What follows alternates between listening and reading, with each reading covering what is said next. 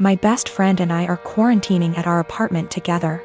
She's trans and has had trouble growing her hair out, so she wears wigs. She has some really cute ones in other colors that she wears for fun and stuff. But she has a standard everyday wig she wears most of the time. Lola never got the traditional girly childhood, so we've been making one for her in quarantine. We built a fort in the living room, have been making friendship bracelets, playing summer camp-style games. It's a lot of fun. Last week, Lola mentioned to me that she wanted to start a quarantine diary so that she could document her experiences for future generations. I actually thought it was really cool, and then we got on the topic of journaling and I told her about my first diary. One of those flismy lock diaries that every girl had as a kid. We bought matching ones as part of our Give Lola Her Childhood Back crusade. They took a little while coming in, but we got them on Friday. Saturday night, some of our friends from college decided to do an impromptu girls' night in.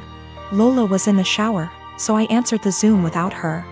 Lola is not out to anybody at our college and I respect that.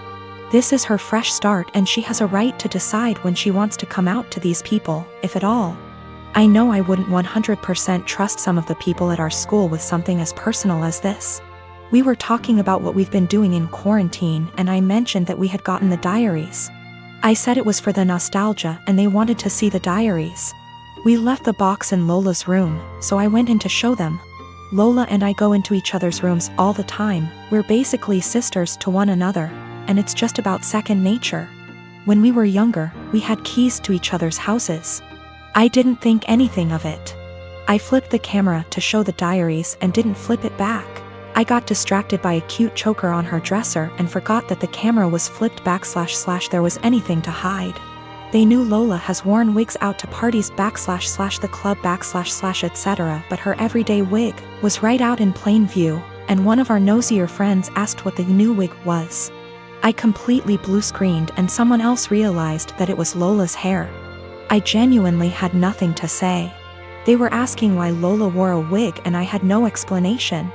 I didn't want to out her. Someone else came to the conclusion that Lola must have cancer or alopecia or some other horrible thing that causes hair loss. They've decided that she was just too embarrassed to say, and they all started going on about poor Lola, etc. I just didn't know what to say and I said it wasn't my place to confirm / deny.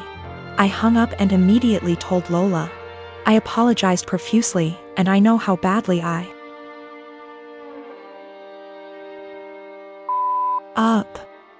I feel so guilty about it.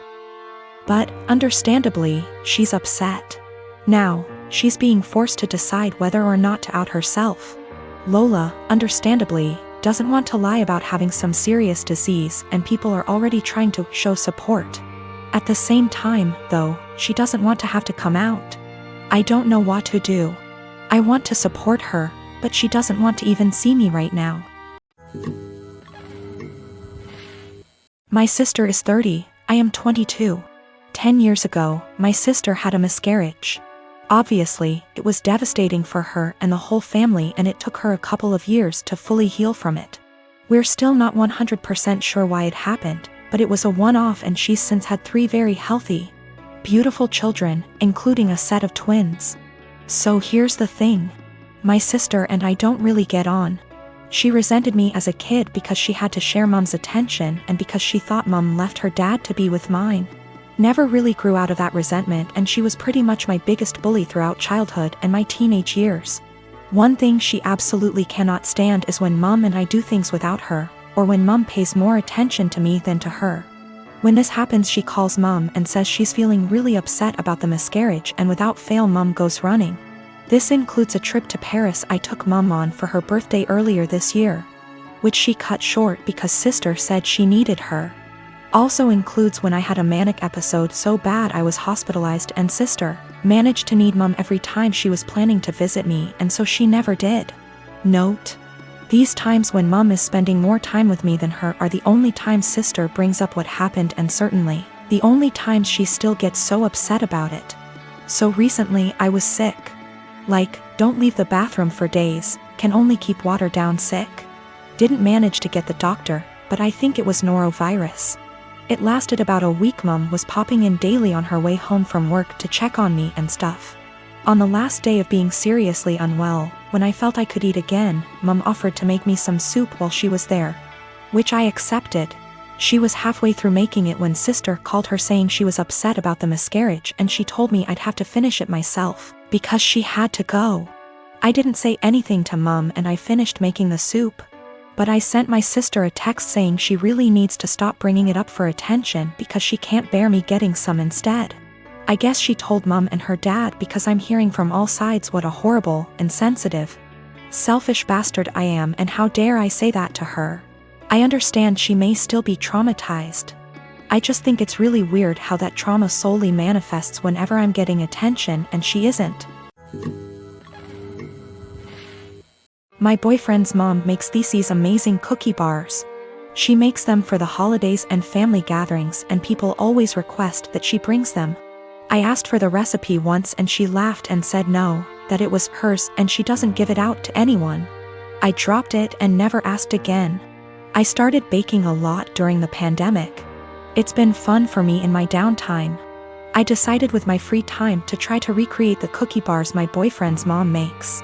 I pulled up recipes that sounded similar from online blogs and started baking and tweaking. It took about 5 recipes and batches, but I finally nailed it down. Her secret recipe ended up essentially being a cookie bar known as a Carmelita. I then decided to make it my own and improve it to my tastes.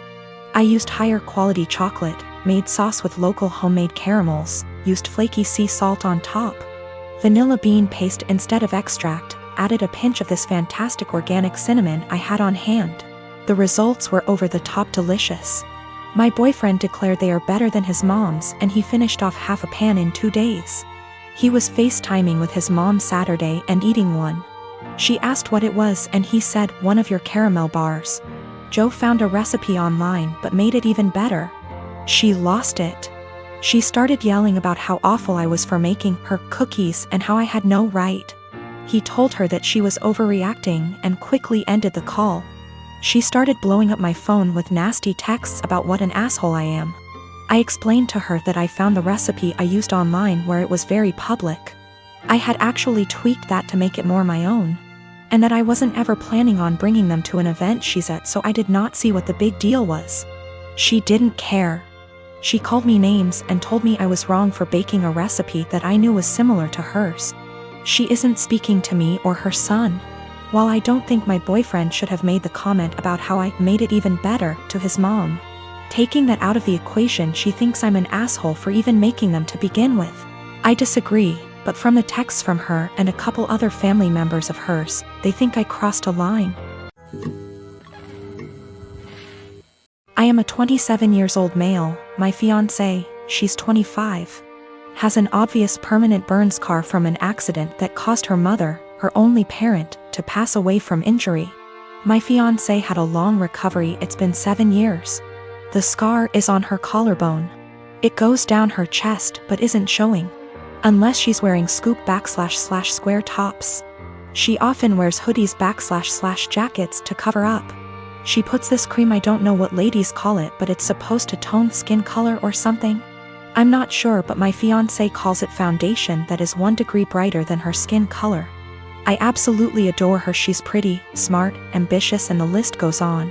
What happened was unfortunate and I'm glad she's at peace with herself and more confident. My family love her. How can they not? She's a member of the family. My mom makes sure she takes part in every family function and things like shopping and decorating other things. However, my sister made comments about my fiancé's scar several times. I've called her out on her behavior several times to get her to stop because she was hurting me before my fiancé with her backhanded and insensitive comments. I told my fiancé she had every right to cut my sister out and not deal with her bullshit, but she has been forgiving and respectful of my entire family. Our wedding is in February. My fiancé went shopping for the wedding dress. This is where the issue started. My fiancé showed the wedding dress to my sister. I didn't see it, but I was told it was a spaghetti strap dress. My fiancé likes this stuff. Anyways, my sister saw it and went nuts. She started criticizing her choice and said that she should have gotten a high neck or a jewel wedding dress to cover up the scar. She argued with my fiancé about it. I went to my family's house and I confronted her. I yelled at her after she told me my fiancé needed to return the dress and get a proper one so that guests won't focus on her Burns car and use it as the topic of conversation and gossip. I told her that she's not invited to our wedding. She isn't welcome to my wedding with this entitled attitude of hers and her insensitivity and disrespect. We argued for half an hour, then I left. In exactly an hour, my mom and dad called and berated me, saying my sister was crying after I uninvited her and that I had no right to univindi her. She's my sister and was just trying to help out and give an advice and avoid any unnecessary drama at the wedding. My mom said my fiancé can keep the dress but suggested to wear a bridal shawl as a neutral solution. I stopped responding to my mom's calls and texts after that. Family members were upset my sister was uninvited and wanted me to invite her again, because this will make family look bad in front of outsiders and guests.